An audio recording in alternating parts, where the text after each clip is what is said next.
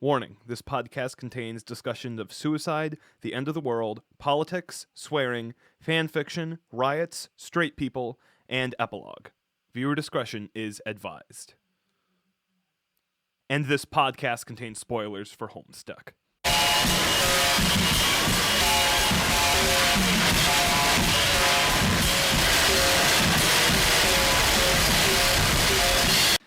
Okay, let's talk about the big thing that I've been thinking about recently. Okay. In relationship to Homestuck, I've been thinking about a lot. But in terms of Homestuck, one of the things I've been thinking about is something I mentioned in the last podcast of people finding the appeal of Homestuck to be that it's a fixer-upper project. Yeah. The idea that it is a story that you can meld and change a little bit for the better. Yeah, exactly. I think the thing that I'm really now finding interesting about this was because we were talking about it in relationship to the Rewriting Homestuck podcast and the what's it called? Homestuck Altered? Something like that. Yeah. Which I think is just an audiobook of Homestuck rewritten. So now I'm thinking about the altered scale in music. So now I'm thinking of a fan comic that's called Homestuck Sus 4 over G. Making me giggle. But I've been thinking of where does the fixer-upper what is the this old house of Homestuck fixer-upper things? And I realized it was like the Tumblr era cutesy dootsy comic and fan dubs. I feel what you mean, but I feel like the reason why Homestuck is a fixer-upper in general is because a lot of it is left to be interpreted in a lot of senses. Do you understand what I mean? Yeah, no, exactly. Yeah, I'm assuming you're referring to stuff like the story not outwardly saying that bro was abusive. Yeah. Or it leaves a lot to be interpreted, which I think invites the fixer-upper mentality. See, I would agree with you there, but if we accept my thesis that the ultimate form of the Homestuck fixer-upper comes from the fan comic, not the fan MSPA adventure, but a fan a comic where Dave a comic where it's like Solix and Karkat, and Solix is like, "Hey KK, remember when we were grubs?" It's like yeah, stuff like that. I think the fixer-upper and Homestuck, I think it ultimately comes down to not necessarily bits of ambiguity within the story, but Homestuck kind of turning into a sandbox for certain people. Yeah. And I think that's definitely true. Hell, Spurb, I feel like Spurb itself is a small part of Homestuck, and I feel like it has inspired a lot of different stories just from that alone. Not to mention Spurb itself is so inspired by literal sandbox games like The Sims. Yeah, exactly. Yeah, it's just I don't know. I see LARPs and fan comics, and I realized that I came from a way different time and place. What do you mean? Okay, so it's I think the reason that I look at fixer-uppers and kind of have a laugh at something that's like Eridan, Equius, Jade, and Spade Slick go get a Denny's Grand Slam or some shit. Yeah. I look at something like that and I'm like, yeah. But something like that, I look at that and laugh mainly because of how I came to Homestuck is very different from how those people clearly came to Homestuck. Yeah, and I feel like in a lot of ways, a lot of people have an interesting and unique way of coming to Homestuck. I came to Homestuck after watching S Trolls Fight the Black King. Yeah, S Rex, however you say the other two That words. couldn't. Yeah, but you came to that after I showed it to you after I read Homestuck. Yeah, And yeah. I came to Homestuck out of word of mouth, only that it was big. Yeah, and you loved big things. I learned about Homestuck and Ulysses on the exact same day. Oh, you know that Homestuck is like. When Mike Rugnetta told me about this weird, wacky webcomic that's super long and complex and esoteric, and how it was similar to this other book that was long and esoteric, which now that I'm a grown-up who has finished Homestuck and have read parts of Ulysses, Ulysses is, I think, more close to Fooly Cooly than to Homestuck. Yeah. Ulysses is the greatest love letter to the English language, in the same way that Fooly Cooly is the greatest love letter to animation. So what is Homestuck the love letter to? Homestuck's a hate letter. Homestuck's not a love letter. Homestuck is a flaming bag of dog shit. But no, sorry, we're getting back to it before we get too lost in the sauce. Because I would love to talk about the Homestuck Ulysses analogy more, because I think James Joyce and Andrew Hussey are very similar figures. Yeah. But I came to Homestuck because I heard it was this gigantic challenge. I first heard about it from Mike Rugnetta, and then I came to it during quarantine, I think literally April, and I was like, yeah, I got time. I'm going to read all of Homestuck. And then, well, I mean, cut forward about 2 years. Yeah, and I was very blessed. Here's what I knew about Homestuck coming in. Okay. Very long. Very long. Very, very long. Yeah. Crazy ass fandom. Homestuck inspired Undertale, and I really liked Undertale. Yeah. And I knew that there was a character in it whose name was Vriska Circuit. No, I didn't even know it was Vriska Circuit at the time. I just knew that there was a character named Vriska because there was this image I saw that was like me. It was a guy bowling, and on the guy bowling it said "me lucid dreaming." The ball said a knife, and the pin said the concept of God.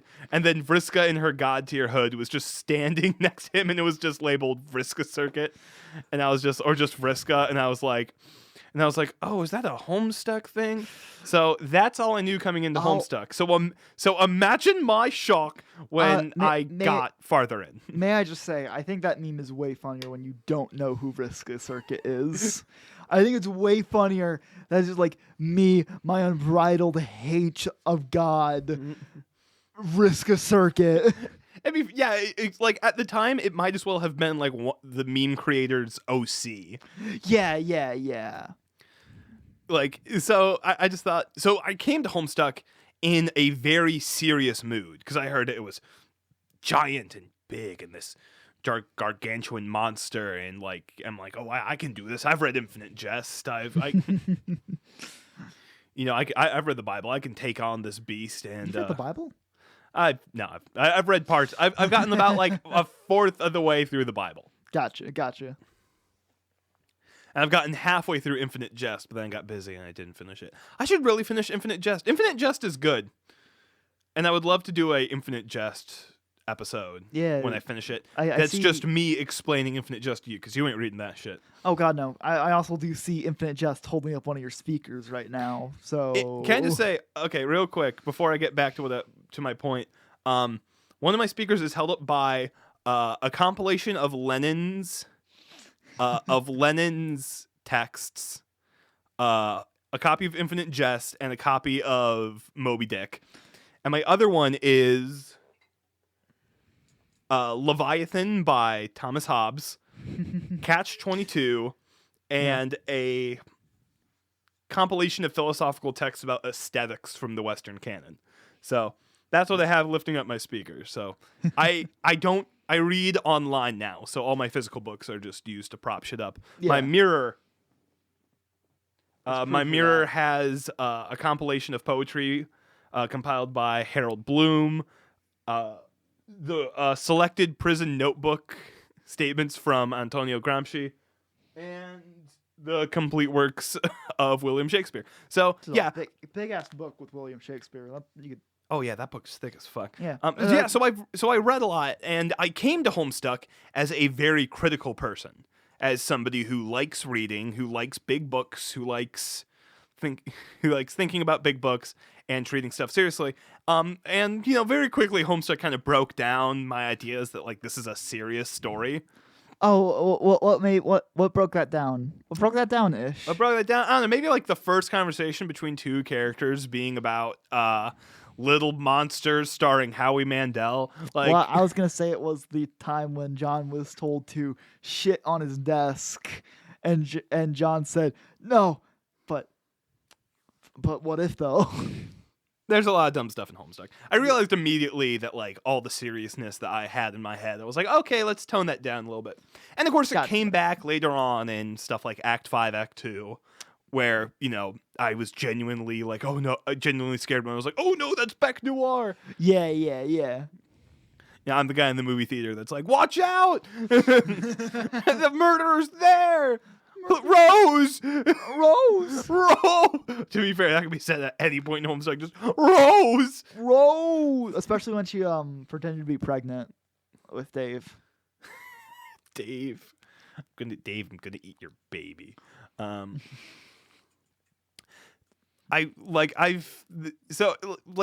Homestuck, and coming to it from a perspective where I knew nothing about the fandom, about the story itself, and very explicitly not reading anything about Homestuck while I was reading it to make sure I didn't get spoiled. It left me in a very interesting place when I finished. Because I started Homestuck knowing nothing about it, and I finished Homestuck knowing everything about it, and then having to throw myself into the fandom. And I didn't, it's not like we mentioned in our first episode some of the fandoms we were a part of and stuff like that. So I know about Ask Blog culture, and I know about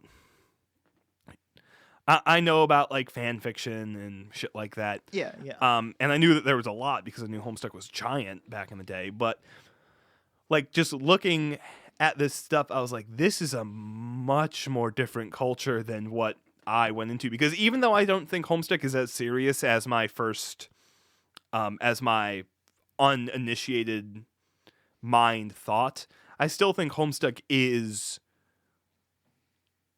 I'll be honest here. I think Homestuck's a masterpiece. Even when it sucks, I think it's still a masterpiece. Yeah, I have to agree. Homestuck is easily one of my few 10 out of 10s that there is, and for good reason too. Fucking masterpiece. Yeah. Which I know a lot of people disagree with. And I think there's so much still that hasn't really been like looked at from an analytical perspective in Homestuck. I still think Homestuck is very rich in terms of stuff left to talk about. And I know I know there are a couple of research papers that some people have done about Homestuck. I know there's a myriad of different kinds of analysis and stuff like that. I still haven't really gotten too into class specting just because I think it's kind of silly. Even though it is a central part of Homestuck, and I will admit that. It's a little silly, says the person who knows. How much do you know about class specting? I know enough that I can have a class specting. I can bullshit through a class specting conversation. Oh, cool. That isn't a quiz where someone's like, "What's the dip of shit do?" Okay, fine. What's what's Dipshit Supreme's class spect? Who's Dipshit Supreme? I don't even know who that is. It's just a random name. All I know is that apparently Shrek is Carcat, and I don't think Shrek it. Okay, Shrek might be Carcat. Okay, Shrek might be. Look, you can take that up with. You can take that up with I forget who had that take. I haven't listened. I learned all of my class specking stuff from Will at Homestuck. May God rest on its eternal soul. That's and no. You I should. should learn it from Optimus Duelist. Yeah, Optimus Duelist. I like that. Like my brain absorbed all that fucking knowledge. Here's the thing. I personally like using class specs for speculative, awesome powers and OCs. That's what I like using it for. And I still think it's a very interesting and complex system.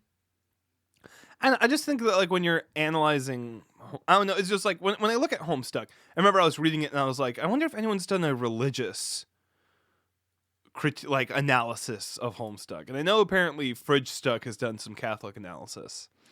A little bit, if I remember correctly.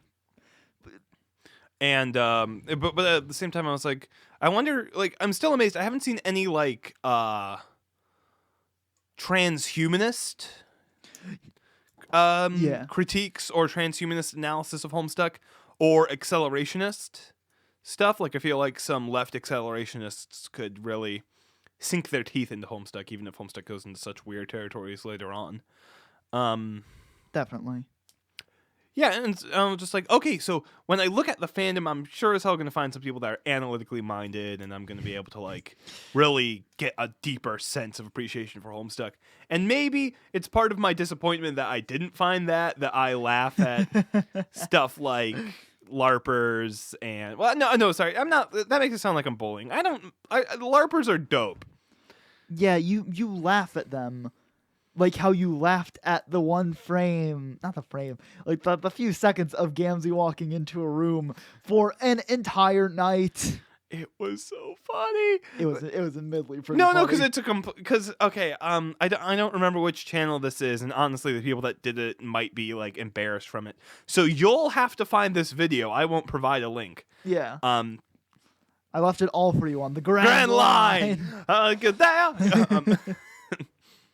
But I remember so vividly. It starts and it's a completely normal kitchen. Yeah.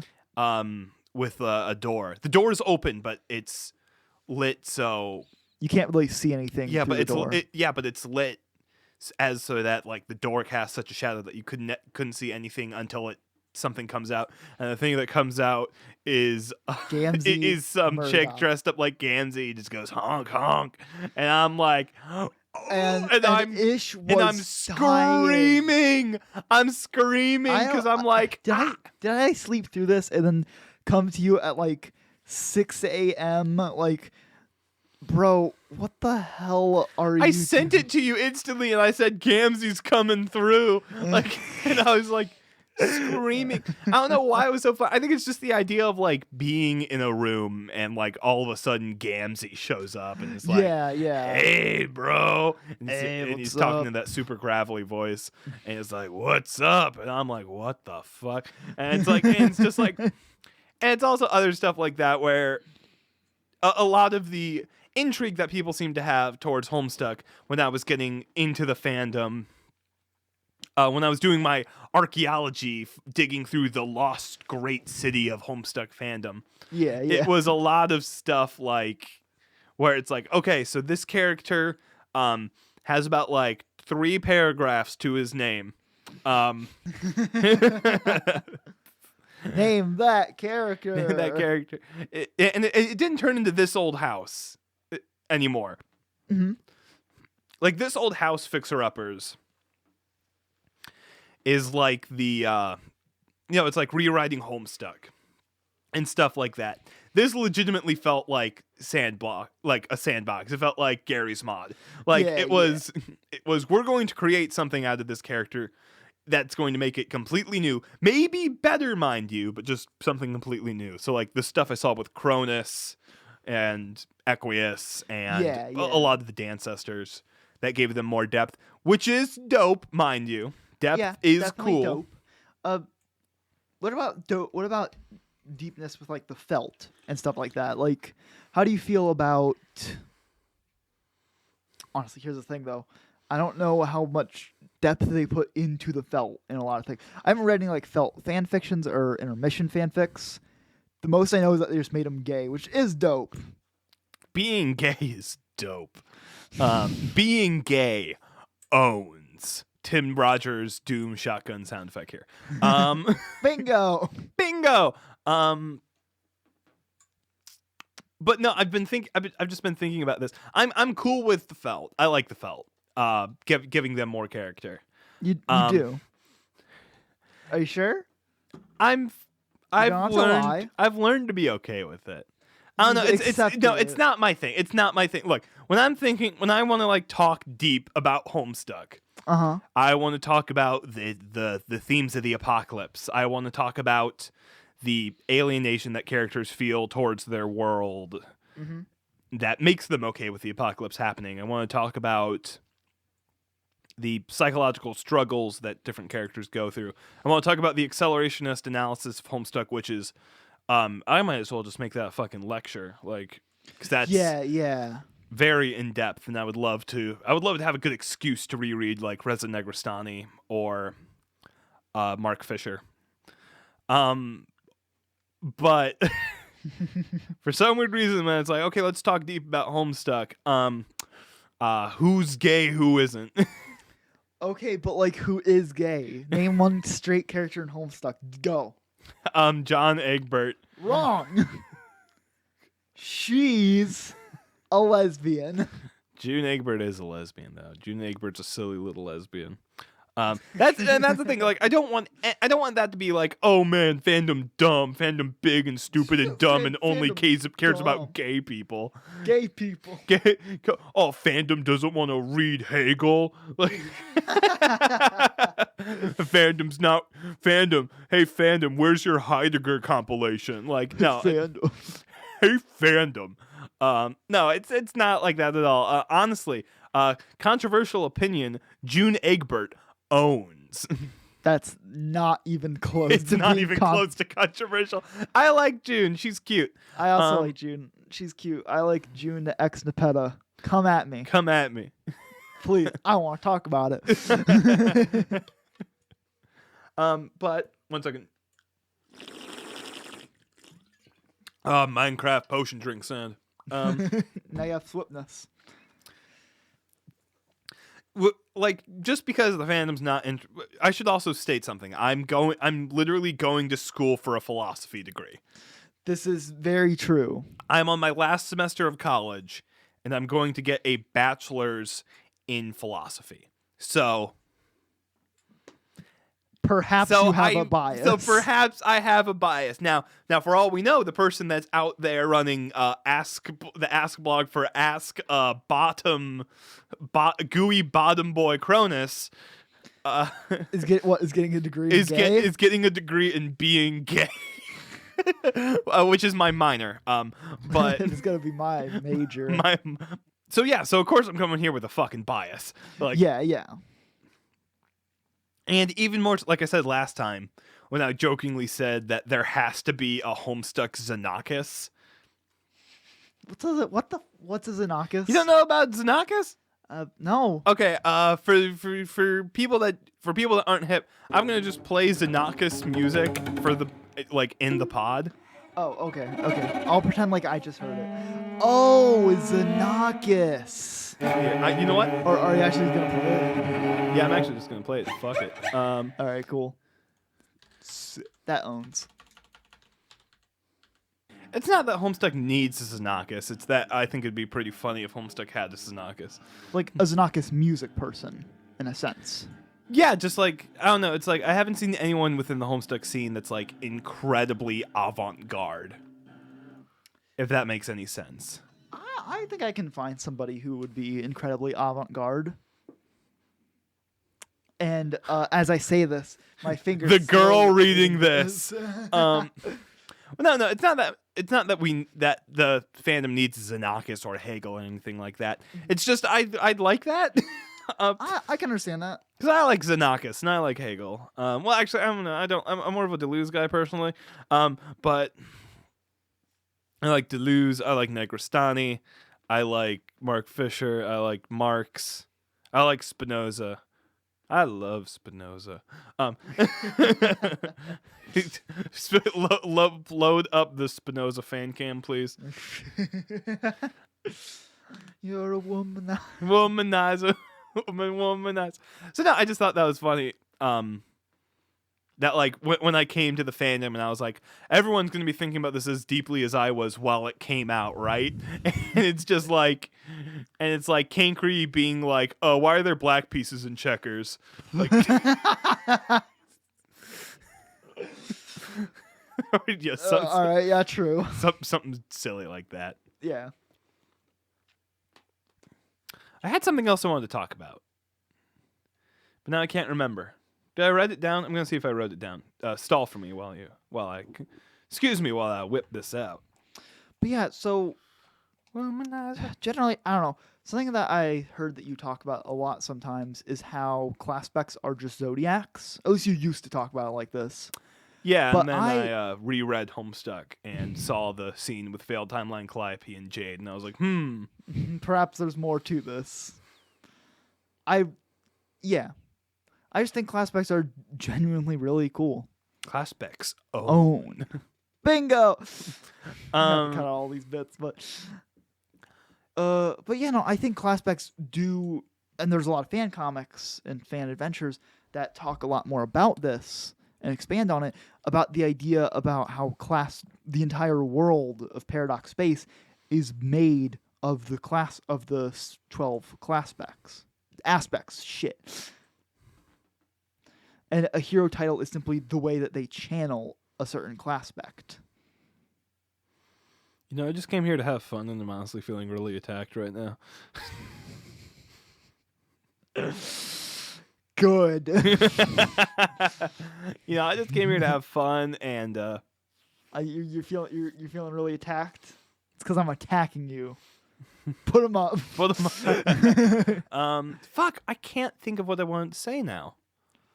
I should have written this. I should have wrote this down. I was looking through my notes, and one of the notes just said, "The pigs have won tonight." I don't know what that's in reference to. It's like that one comic where it's like, oh shit, where like a woman wakes up and is like, oh, that's a really good idea. I should write that down. The next morning, when the thing long, what the fuck? What the fuck? Yeah. The pigs have won tonight. To be fair, I have weird notes like that. You know what? Let's have a funny haha moment and just scroll down my notes real quick. Oh yeah, shit. Okay, let's see. Me and the vampires are both trying to get neck. That's pretty good. I like that. That's pretty funny. I like that. I like that. Oh, woke Nietzsche be like, killed God, she's black. That's so top. That's classic. That's so Love that top. one. Gringo Flamingo. Gringo Flamingo. There he is. In all caps, Dirk must love country music. Oh, I remember what that is. I wanted to do like a very long-winded, overdramatic Dirk Solix fanfic. Oh yeah, I don't think you've talked about this on the podcast.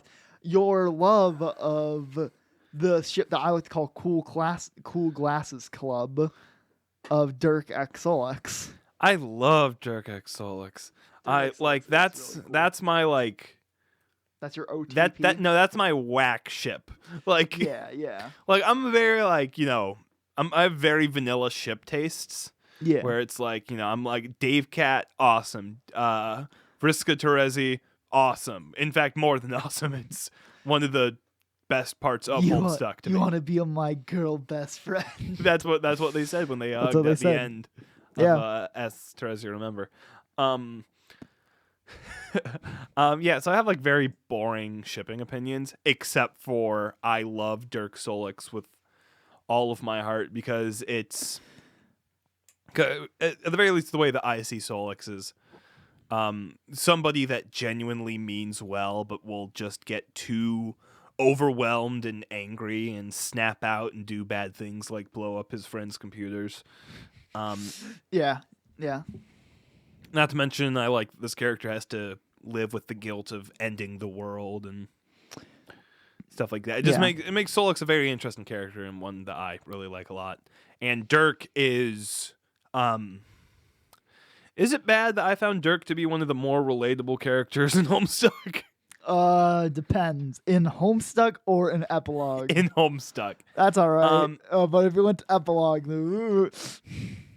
Well, here's the thing that made me really fall for Dirk and love him more as a character was Stuck's Detective Pony, Obviously. which I wanted to rewatch it this week so we could talk about it on the pod, but Ooh. I'll reread it and then rewatch it. I forget who did the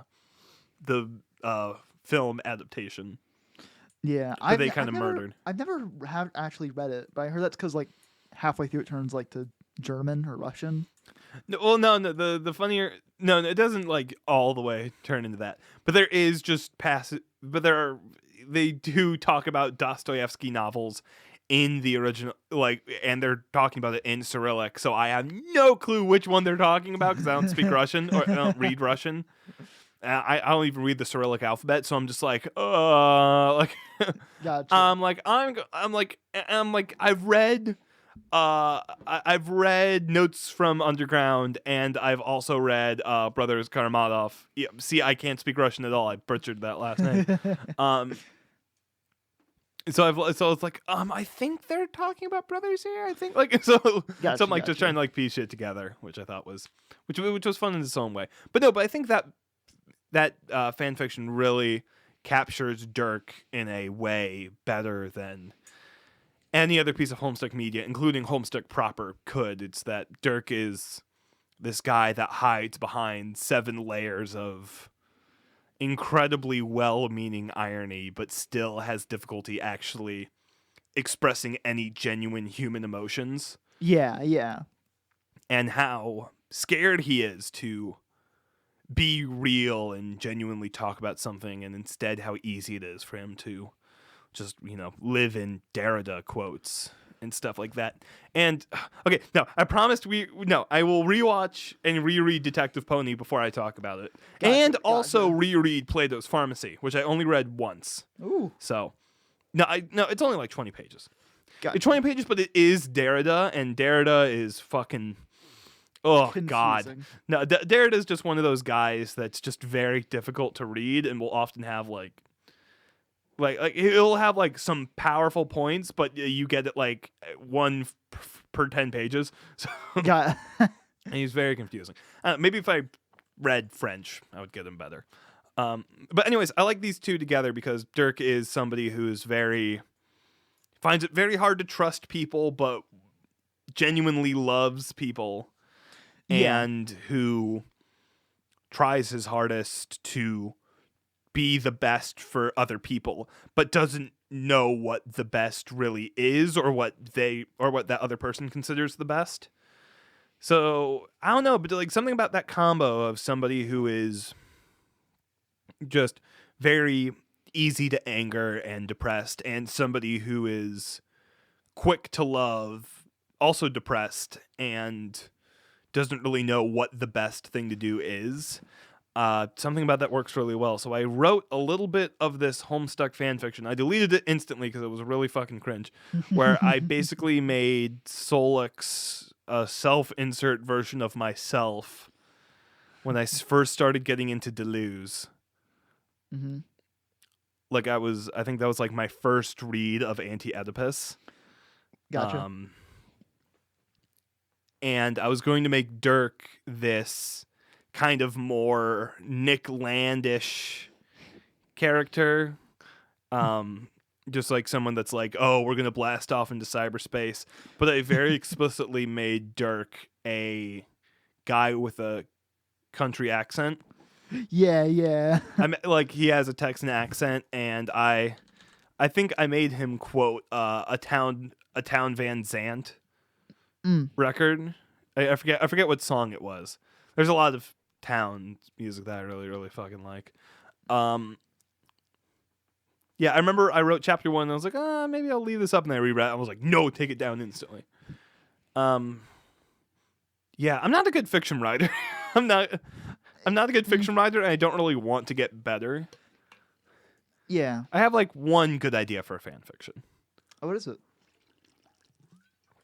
Yeah, I don't know if I'm ever gonna. I've tried writing the first chapter of this like 3 times, and each time I was like, no, this is not. To be fair, I don't really read too much fiction. I read a lot of nonfiction and stuff like that. Yeah. But it was going to be this. It was going to be set in Earthsea, Mm-hmm. and it was like the story. You know what? Fuck it. Here we go. This is my exclamation of my fanfic that never had a name and probably will never have a name. Oh, I remember this. Yeah. For reference, if you ever want to check me out, my AO3 name is I think it's with this one simple trick. It has a Lane profile picture. That's the kind of person I am. But anyway, here's the idea for the fanfic. It's set in Earthsea, and like it starts in the Snapchats. So like the 5,000 years have passed. All of the protagonists of Homestuck have come back, and it starts off with this character, Giles, and Giles works at a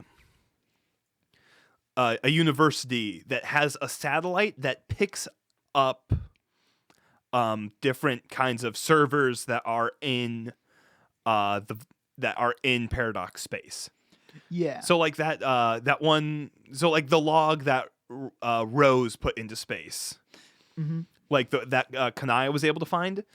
It's basically those, and I wanted to do I forget who it was, but there was somebody in the old Blended Media server that wrote fan fiction a day for an entire year. And I kind of wanted to do something like that where I wrote short stories of like horrors from Paradox space. Yeah, one that I really remember and I love is something that you described as a starving session. Of basically a session where it's a doomed session. Oh, no, sorry, a null session to be exact, where slowly but surely, since they cannot progress, the heroes of the story starve to death. Am I correct? Yeah, basically that. It was just I just wanted to like basically use it as an out. Now that I've outed myself that I am, now that I've told people what my actual AO3 account name is, I can't just edgy write. So I guess I could, but I don't know. It's not the same when you're truly anonymous. So I could cut it out, but fuck that. But yeah, until the person that did that just said no. It was ClassPact. It was ClassPact. They were just like, "Don't do it. It's horrible for your mental health." And I was like, "Okay, I won't." But anyways, so Giles works at this observation place, and one day he's called to his boss's office, and he goes there, and in there is Kanaya Merriam, and Kanaya is like, "Oh, hello. Are you the head of the? Are you the satellite person?" And Giles is like, "Yeah, I'm the satellite person." And Kanaya's like, "Oh, well, I wanted to find a certain one." She wanted to find her like Rose's game facts Yeah. walkthrough, so she could be like, "Oh, memory lane," and stuff like that. And Giles was like, yeah, I'll help you. Sure, that's cool. And they walk through, and Giles is talking to Kanaya because, of course, these Kanaya, Rose, everyone that's back are these big time celebrities. Yeah, basically the gods of this world in a lot of ways. Yeah, exactly. And Giles is kind of like keeping his cool, but in reality, he's like, the fact that the gods exist is kind of a gigantic thing, and everyone's been trying to get interviews with them to be able to, scientists, religious experts, journalists. Yeah. All these guys are trying to like talk to them to be able to see what the fuck is the story. Yeah. And they've just been so busy that they kind of like left. And Giles is learning this as Kanaya's, they're making small chat in the room. And Giles says, "Hey, if you want somebody that's very nice and very kind, talk to my friend Laura." And he hands a card to Laura. And basically, because of this, Laura and Kanaya, Laura's another character, Laura ends up interviewing Kanaya to get the story of Suburb. Yeah. And which eventually which becomes this gigantic press story where, because everyone else is like too scared, but like Giles, helps Kanaya out, and Kanaya's like, "Oh, well, I'll do a favor." And this story goes incredibly viral. Like, just everyone's sharing it. And eventually, Laura interviews every single god, and plus Karkat plus Kanaya. They're gods. And yeah, Terezi? no, Terezi instantly says like bye and going back into paradox space because girl best friend. So and all of that information is revealed over a coffee scene. And Giles says like, man, you must have had a busy ass week interviewing all those people. And of course, there's like little jokes I was gonna slip in there. Like Dirk is incredibly philosophic, and he's quoting, like Dirk and Rose both quote Shakespeare and Nabokov and stuff like that, and nobody knows what the fuck they're referencing because God, I didn't even think about that. That's amazing. Because in the 5,000 years. There was no Shakespeare. There was no. Yeah. There was no Hegel. There was no David Foster Wallace. There's none of that shit. It's a whole new planet. All the shit they. It's a whole new planet. Yeah. So I was also going to fill it in with a bunch of like quotes from new cool authors and philosophers. Will one of them just be called like Troll William Shakespeare? Or no. All the troll writers have like genuine names and stuff like that. Gotcha. Are you going to go by the naming convention? The thing is, I wanted to go one word over for the human characters. So Giles and Laura are both 5-letter names. As like the sort of the progression of Earthsea. Yeah, of like these are new characters after the events of Homestuck. They don't have 4-letter names; they have 5-letter names. Just a little thing. So I just like the idea of like them being like. I was like, Dirk asked me if I knew who Shakespeare was. I had no clue. Another thing that I wanted to talk about in there was like if there's another language that pops up.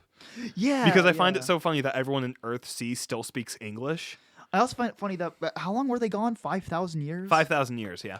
I also find it really weird how no wars started. At least none that were necessarily apparent. Not saying that since like it's trolls and humans they would instantly get into a war, but like like interhuman conflicts. Yeah, but with just humans and with just trolls they get into conflicts. So it's like we have like this entire history that I was also going to like just casually reference, and then when I had the free time, I would then be like, "Hey guys, lore!" Like, yeah. I'm not really a lore person, anyways. Like I've always looked at lore, but I've never really made it myself, which makes it so tough. I'm really not good at writing dialogue. But yeah, so eventually Laura's like, yeah, I think I've been having stress dreams, and Giles is like, well, what the fuck do you mean stress dreams? And Laura's like, well, I have this dream where I'm in a city that is too bright. Oh, well, what color? Like, it's bright. Like, what it's color bright. is it? It's a golden city. It looks like towers are collapsing in on itself. And there's a planet above me, and Giles is like, that's weird. And Giles is like, wait, Wild. Giles is like, wild shit. How funny. I've been having a dream similar, except for everything's too dark. No, it's not that simple. So anyway, after that, there's a time skip, and we're at the end of Meat Route. Yeah. So something that I found very weird is that you're going along with the epilogue story. But I like it. Well, it's for I'm going along with epilogue for a very specific reason. Number one, I am an epilogue apologist. But number two, we'll get to that later. So anyway, a complete time skip happens, and within the course of about 3-ish years, Earthsea has been brought into absolute chaos. Yeah. Like, basically, what started off as like a fairly egalitarian society that still had jobs and shit like that, but like it wasn't necessarily. I'm not sure if I would really get into. I was going to get into like the economic workings of Earthsea before Crocker Corp. Yeah. Because Crocker Corp clearly is a capitalist system that has a super monopoly at the top. Yeah. And I was like, well, how is that different from what we have before that? Again, I'm not a good writer, or at least not a good fiction writer. I think I'm a decent essayist. Yeah. So, Kyle still works in the lab, and Laura occasionally will still have these dreams. And at this point, and Giles is like lamenting kind of like the fall of Earthsea, like how it's now become way more xenophobic. There's race fights on the street. there's like there were troll kingdoms and human kingdoms, but now they are like greatly segregated. Like Yeah. you don't go into the troll neighborhoods if you're a human. You don't go into the human neighborhoods if you're a troll. Carapacians are just kind of there. Carapacians never hurt nobody. Carapacians never hurt nobody, and also I don't really know the lore of them. Again, Also, and the consorts are there as well. there. Yeah, and like that's the thing. Again, it's like I'm not that deep into that style of Homestuck lore. I like thinking very hard about stuff, but just not in a lore way. I like thinking about like anyways. So by this point, Giles is like looking through stories, and he's like, okay, clearly what Laura had was a prospect dream. Yeah. Clearly she's a prospect dreamer, but that is concerning because that then means that this planet. Yeah, because that then means that according to all these logs, that means suburb happens. Yeah, that means that this planet, Earthsea, is marked for death. Exactly. But so Giles then basically. Oh, 1 second. Gotcha. So Giles then. So basically, over the course of 3 years, as Earthsea is falling apart, Giles starts learning about what is required to make suburb happen and what are the qualifications for it. So basically, I explain all this in like a big old fucking paragraph. Yeah. Or probably multiple ones. And Giles meets up with Laura, and Laura's like, Giles meets up with Laura, and Giles says, "Look, we need to know. I know you're able to look outside, but I need you to go over to another tower. If there is another tower, and find out who is there. Yeah. That will get us closer to finding out who, like, to finding out who else is in this session, if that's what this really is." And they fly over, and it's a troll. Yeah. So just to be clear, Giles and they're both humans. Yeah, Giles. Sorry, yeah, I should mention that before. Giles and Laura are both humans. Gotcha. So as one second, let me pull up my outline for this real quick. I outlined the entire thing. So it's like, so they just go like, oh shit, we don't know any trolls. Yeah. So they go over to Troll City, and they're getting weird looks and stuff like that, and they're just like kind of praying that they can find somebody with similar horns and a similar face. Yeah. Which eventually takes them into like a boxing match. Ooh. Basically, and 2 trolls are beating the shit out of each other, and one of these trolls is Olver. Sorry, Avlir. Avlir? Yeah, sorry, my eyesight sucks. That's fine. Avlir. And then they meet another guy, how do you even say this guy's name? Umsizo. And they're like, okay, we need to convince this guy that he is going to be one of the people that survives the oncoming apocalypse. Yeah. So which they tried to start befriending him, and of course the 2 trolls are like, get the fuck away from me, like we don't want to fucking talk to you. Yeah. And stuff like that. So, and eventually, through trials and tribulations, they end up talking to each other, and they're like, okay, no, we need to, eventually, and they're like, okay, look, here's the deal. My friend's been having these dreams, and they completely match up with proven signs of the apocalypse. Yeah. The apocalypse is coming. If you don't believe in holy things, look at the gods outside. Like, the apocalypse is coming, and apparently we are the ones to survive it and restart the universe. We don't know if this is going to happen for sure, but we need to stay close in case something happens. And to which then either Umzizo or Avlir is like, okay, I just need to calm down. Let's just fucking like chill, make some food, and like turn on the TV or something like that. And they turn on the TV, and there's a news announcement that the Frog Temple has been found. Trigger warning, S word discussion. That what S word, not sex. Slur? suicide. Gotcha. So upon seeing this, Avlir, the other prospect dreamer, goes into the bathroom and kills himself. Yeah. I remember that was a big scene. Yeah, and the big scene is like, it's like Umzizo, Giles, and Laura hear a gunshot, and then it just says Avlir wakes up in Prospect. Like, yeah. Next chapter.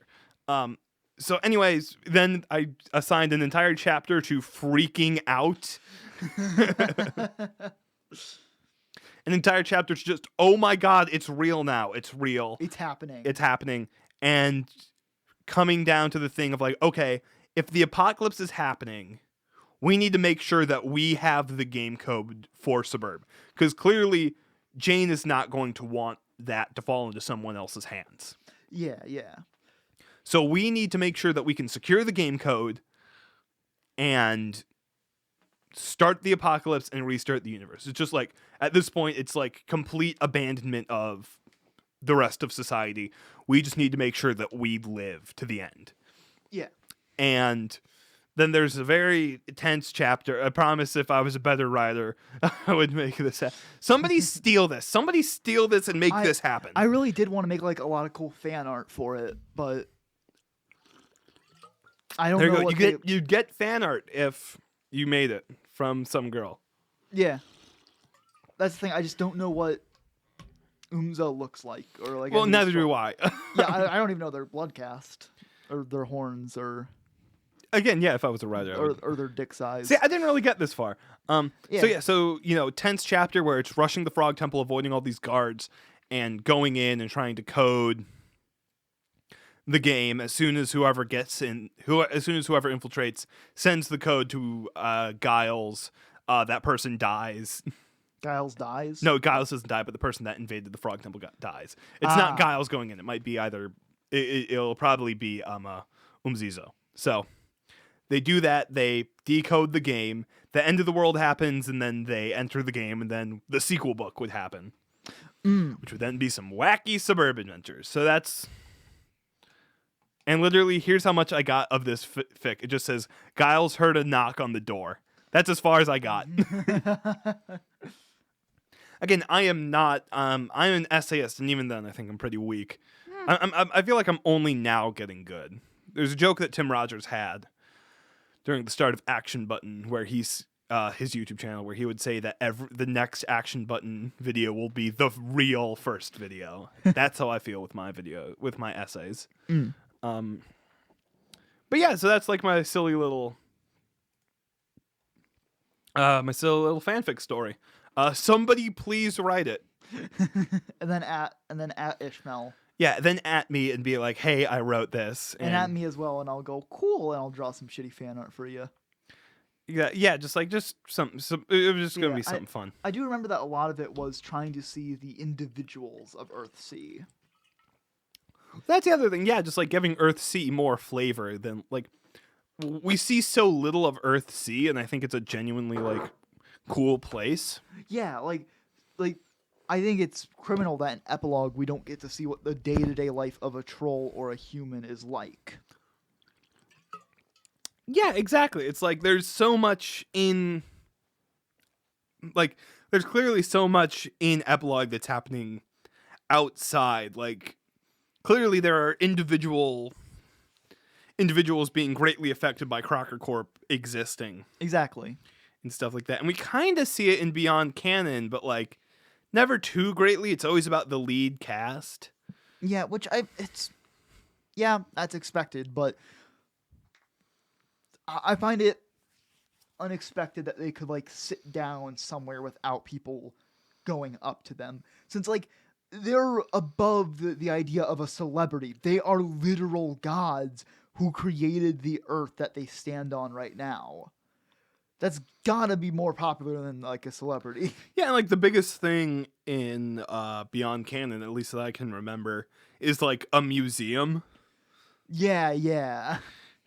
And I feel like everyone would be humble except for like Dirk, but yeah, I don't know. It's just one of those things I always find funny. I mean, obviously it would be humble, but like, no matter how humble you are, look, if you told me that like God was right outside, I would want to ask him some questions. I wouldn't even be like pissed or anything. If I fully believed you and had good reason to, I think there would be an interesting story there. Exactly, yeah, and it's just one of those things where it's like clearly they had other things they wanted to do with like make Rosemary no longer a thing. Yeah. And make Jade a homewrecker. And make Jade a homewrecker. But I don't know. I think like there's a legitimate interesting story of like what it's like for like 10 characters as soon as they come back. Because I like the idea, I think you probably came up with this idea in some lore talks, where there are just legends about these people, about like what the Spurb adventures were like and whatnot. And then they like generally they were just legends at all times until they finally came back. It's like, yeah, it's like I just want to like to appreciate how long 5,000 years is. Yeah, that's it's like long time. Like people say that like the Iliad was written like in like sorry, not written, but like first really talked about and shared as a story within ancient Greece in like 1100 BC. Yeah, like that is like that story's been around for 3,000 years. Like let alone civilization, which I forget how long some of the oldest civilizations in India have been around, but like, it's been a bit. It's been a very long time. Yeah. So imagine that, but like there are obviously clues of this. There are these random asteroids that have these highly advanced technologies that can create life from things. Like, and you have paradox space and you're able to find satellites talking about being told that they need to create a universe. And I'm just like, oh, well, what's the theology like that? It's like the only time I've ever, and maybe that's why I'm such a dirty, filthy epilogue apologist, because I can see interesting ideas in there that then I get to make. And I see the appeal of someone like bringing it all back around. I see the appeal that someone like a LARPer feels when they look at Cancri and be like, they'd be really cute if they got to hung out with Cronus. Yeah, or like, somebody making like a Dancestors fanfic. It's like, for how other people feel about the Dancestors, I feel that way towards Epilogue. Huh. Like, how you see Epilogue as a fixer-upper. Oh my god, like when people talk about Homestuck being a fixer-upper, Jesus, that's an understatement. Look at Epilogue. So I cut the... I'm sad that I cut the tier list from last episode because, we didn't film us visually putting stuff on there, which sucks. Yeah, it made it difficult to follow, so I cut it. But it gave me a new idea for how I would really want to do a Homestuck tier list, which would be when SAH-con eventually happens in a physical place. Hopefully. Someday. And we have a panel. And we get the biggest panel, the biggest room. And it's called... Wait, why would we get the biggest room? Because by that point in the future, we are the biggest Homestuck podcast. Hell yeah. Shooting big. And it's filled with 500 people. And they're like, oh my God, are they going to come out? And we come out, and we both have like wrestling belts on. and we're like, and I grab the mic and I say, this is how it works. We're on our 50th variant of COVID-19. This one, if you touch someone, they die instantly. Yeah, that's my original COVID variant fan character. I stole her fan COVID thing. Okay, I'll come with a different one. Okay, remember with the new kind of COVID, COVID ocelot, which is a COVID variant that makes your lungs expand and makes it easier to breathe, but then you start breathing too quickly and pass out from hyperventilating. That's a good one. So we want to be nice and kind to each other during this. Now, here's how it's going to work. Me and some girl are going to make a Homestuck tier list, and then everyone goes boo because we mentioned Homestuck. And so it's like, here's how it's going to work. I'm going to make a case for a character. She's going to make a case for a character. I point to you.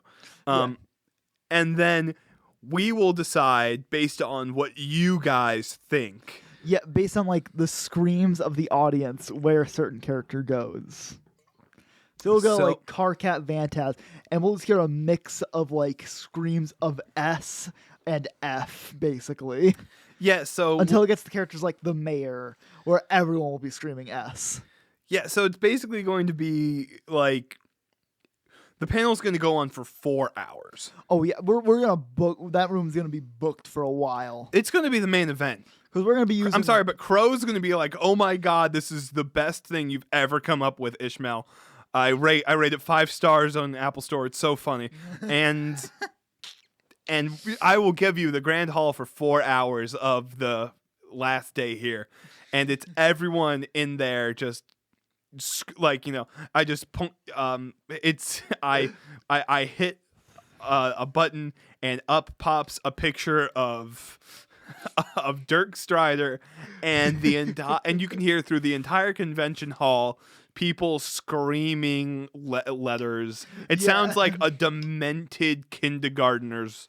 Like a demented kindergarten class, and they're learning about letters, and you just hear everyone going B A B C D S D S F F F S new tier, and like obviously at some point there will be a character like I don't even know that will have that then like will have to make its own tier for that one. Yeah, if we hear like a chant of like new tier, new tier, new tier. Like, okay, fine, we will put Cronus at the bottom of the bottom. Like, new tier. Okay, we're going to put KC above everyone else in super S tier. Yeah. And this is like my dream. This is now the reason that I made this podcast. That we're doing this. So that way eventually Crow can be like, "Oh my God, so funny, 5 stars."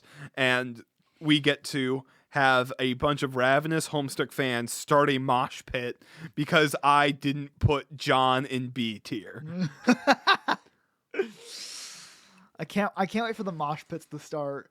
I can't wait for the mosh pits to start down there and also up here as soon as we get to the intermission, folks. It was like, okay, so okay, let me just skip over this. Let me just put all of the Felt members into F tier, and just like we just they rushed the stage. They beat the shit out of me. I lost teeth.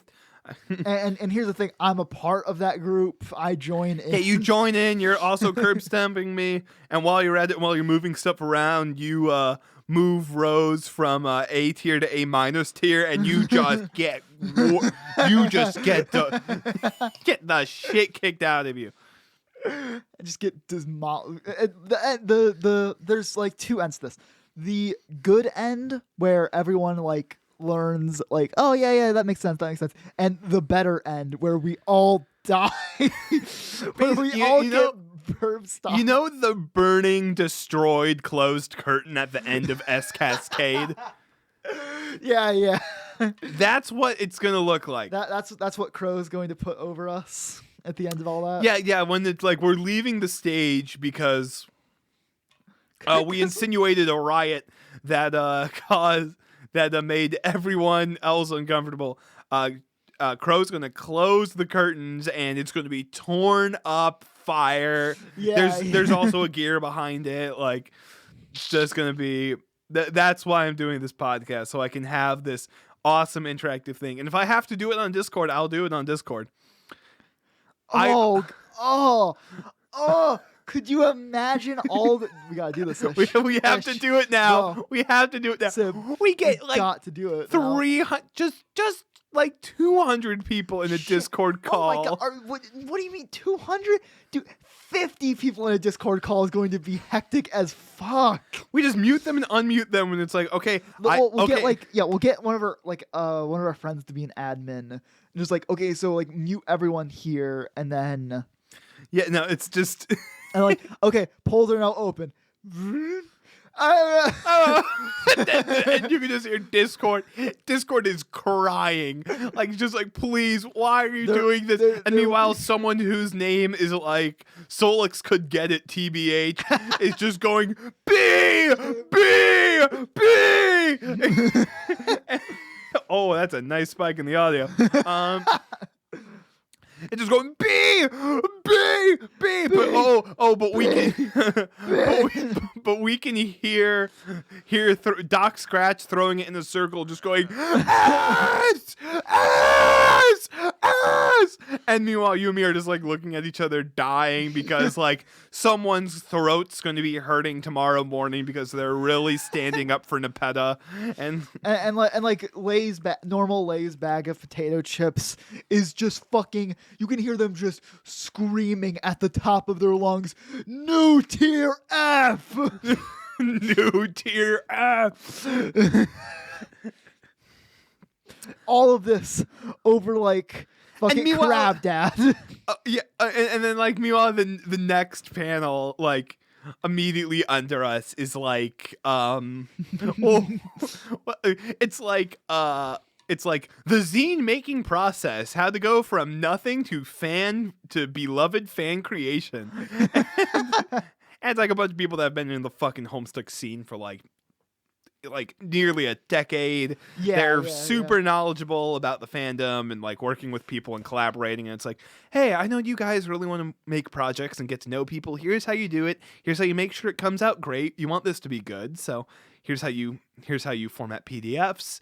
Here's how you keep in contact with people. Here's how you be nice. And meanwhile, the thing right above it, it's like, and now it's at like 150 people instead of just 50, and it's like, and for 15 minutes, it's Mulin on the screen, and it's just people going, F! Like, at some point, I feel like it's going to be someone like Mulin or one of the Dancestors in specific, where we will have to wait like a solid minute to actually try and find out what noise is the loudest, since we will not be able to tell. It will be just pure, oh my god! And then we hear from Rice Krispie Treat Baddie just go, S, and we're like, whoop, put it right up there, and then which then gets people just going, no! I love this idea so much. I love this idea too. And then we'll post it, and then we'll post the official community tier list. Where it's like, no, it's gonna say, yeah, and then the fine text gonna say, we interviewed every Homestuck fan. This is what they said. And it's like, Casey is in like Omega tier. Casey is like 10 tiers above of everyone else somehow. Somehow people just kept on screaming, new tier, new tier. New tier, new tier. Yeah, like, it's like, what's the tier? No, and then even better, they have to then name the new tier. Yeah. So it's just, what are we going to name the new tier?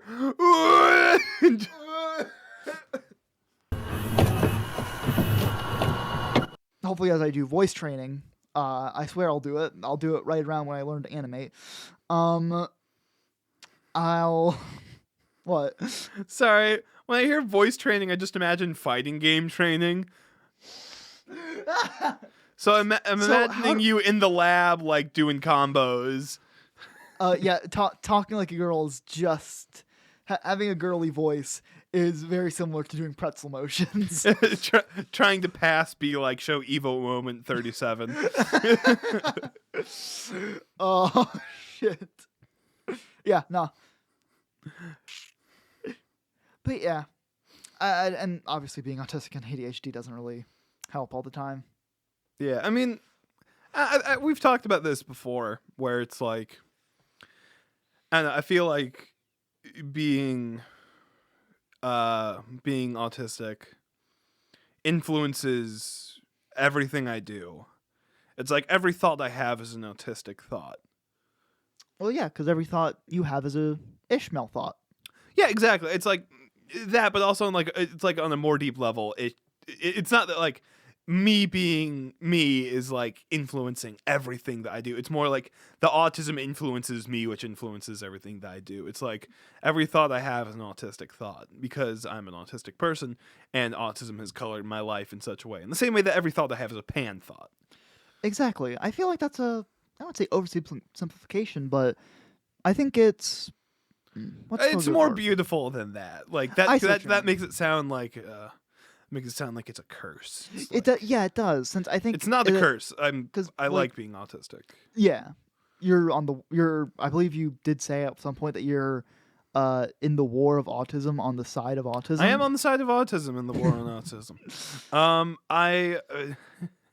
I'm trying to remember that one meme that was like, I have autism. I will use it on their children, on your children. I hope they die. Like, Yeah, and there's like clearly black spots on the t-shirt. yeah, on t-shirts where it's clearly saying like, your autism won't kill your kids. And change to autistic people being like, no, we will kill your children. Our autism will spread, take over all of the USA. Exactly. United States of United States of autism. It's not a disability, it's a different ability. Ability. Dab. No, so I like being autistic. I don't know. Same. It's like it's just one of those things where it's like it's not. I guess I could say I like being autistic in the same way that I could say I like being pan. It's like it's the life that I lived, and I'm finally at a point in my life where I can genuinely say I love myself. So Yeah, same thing with me. Every thought I had is a trans thought, technically, or an ache thought at a certain point. Trans on the brain means Trans on. trans on my head means trans on my mind. Oh my god! When Trans flag on my watch means during Pride Month, I would love to get like completely full in that sort of thing, and there's some like I hope that like someone at school is like, hey, some girl, why are you dressed like that? And I just immediately go into this just like, trans on my headband means there's trans on my mind. It's trans on my chain means I walk with the trans. No. Yeah, I hang with the trans. For those that don't know what we're referencing, type in like money on my neck means I hang with the money. It's just this dude with a bunch of like rolled up dollar bills all over him, just talking about how much he's with the money. But the best one would be the best one is just like he's like, dollars on my shoes means I walk with the money. And just imagine trans flags on the shoes means I walk with the trans people. Like autism on my head, autism on my mind. Just one of the all-time greatest videos. What was the one on his wrist? It was like time for autism. I forget what it was, but the other one I love is money on my phone means I talk to the money. Oh yeah, money on my glasses means I see the money. That one's so. Trans on the glasses means I see the trans people. Oh, I'm doing the happy hands. That's how you know I'm autistic. I don't know. That's one of the things I will say. After spending so much time on Discord, I'm amazed by how many straight people there are in society. What do you mean, straight people? Like just not gay? I'm gonna look at my one second. I'm gonna look at my Discord servers real quick. Okay. Yeah, this is almost made up of entirely of gay people. This one pretty like 50-50, 75-25, 50-50, 50-50. Most of these servers are fucking full of gay people, which is awesome, and I love it. Yeah. But like when I go into like the real world, like I was taking this class, about Black history, and somebody just said like, well, I don't, and we were talking about the oppression that Black gay people faced, both from white people and the Black community, and this one girl just said like, I don't really understand like why gay people felt like they had to hide who they were. And I was like, wow, you're straight. And even the professor was like aghast. Like I was just there was another thing similar to that where there was a girl in my class who was talking about how like I forget exactly what it was, but it's how like LGBT people are not as oppressed as Black people since they can hide their differences. Which, like, I mean, no. Which is like, first off, I think cannot. that's even like the bigger reason to fight. Yeah. But like, and also, but more importantly than any of that, I think, and here I'm about to get on the soapbox. Okay, Get up there. It's nice and sturdy. Okay. In the battle for being treated like humans, we cannot put anyone in front of anyone else. We are all within this same system together, being oppressed, some for longer, some for worse, but all not being treated like proper human beings. if we ever try to justify to each other who deserves it more, quote unquote, that'll just be a throwing under the bus that will create divisions that will ultimately destroy our project. If we ever wish to be treated with the respect that we deserve, we must put aside our differences and agree that all of us are part of this oppressed group called the left.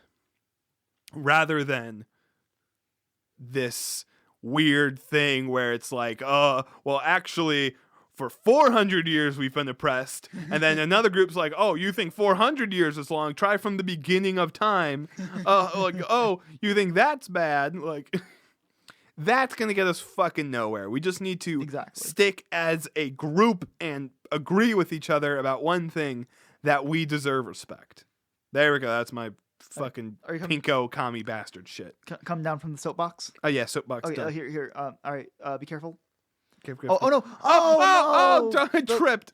Oh fuck! Here. Oh, I just broke the soapbox, guys. Okay, sweet. No more politics on this. Good. Anyway, back to the least political thing in the world, Homestuck.